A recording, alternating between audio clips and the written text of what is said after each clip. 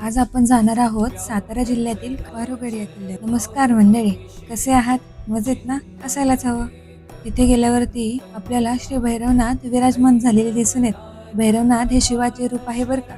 त्याचजवळ भवानी मातेचे मंदिर आहे. मंदिराचे बांधकाम हे दगडी पद्धतीचे असून मंदिराच्या परिसरात दीपमाळ आणि मोठे झाड पाहायला मिळते. मंदिराच्या समोर श्री भैरवनाथाचे वाहन पाहायला मिळाले. मंदिरात प्रवेश करताच 2 द्वारपाल दिसून येतात. मंदिराच्या परिसरात सुंदर अशी रांगोळी रेखाटली होती.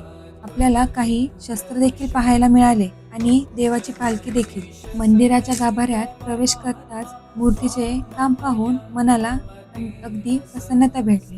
त्यानंतर आम्ही यात्रेच्या निमित्ताने देवाला नारळ देखील फोडला. दरवर्षी अमावस्येच्या दिवशी या मंदिरात यात्रा असते.